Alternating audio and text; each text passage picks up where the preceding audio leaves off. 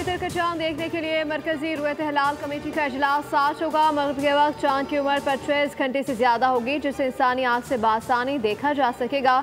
इजलास वजारत मजहबी उमूर इस्लामाबाद में चेयरमैन मरकजी रुयत हिलाल कमेटी मौलाना अब्दुल खबीर आज़ाद की ज़ेर सदारत मुनक्किद होगा, जिसमें उलमा कराम, स्पार्को और महकमा मौसमियात के माहिरीन भी शिरकत करेंगे।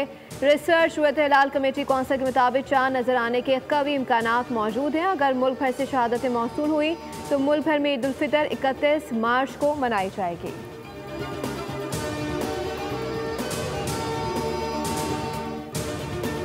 सऊदी अरब, मुत्तहिदा अरब अमारात और कतर समेत तमाम खलीजी ममालिक में आज ईद उल फितर मुकम्मल मजहबी जश्बे और जोश व खरोश से मनाई जा रही है। मस्जिदुल हराम और मस्जिद नबी सल्लल्लाहु अलैहि वसल्लम में नमाज ईद उल फितर के बड़े इज्तिमात हुए।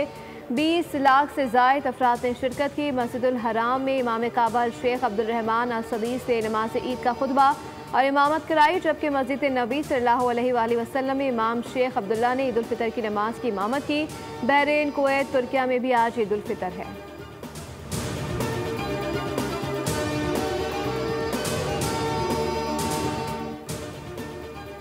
ट्रैफिक हादसात में जाम भाग शहरियों के लिए पटिशन दायर करेंगे। एमक्यूएम ने चीफ जस्टिस ऑफ पाकिस्तान को खत लिख दिया है। एमक्यूएम रहनुमा खालिद महबूब सिद्दीकी ने कहा कि इससे कबल कराची वालों को सोग में डाल दिया गया।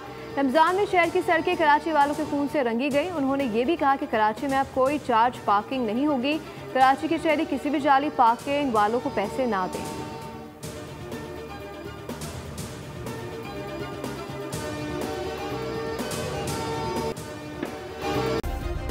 सब्सक्राइब करें और बेल दबाएं ताकि कोई खबर रह न जाए।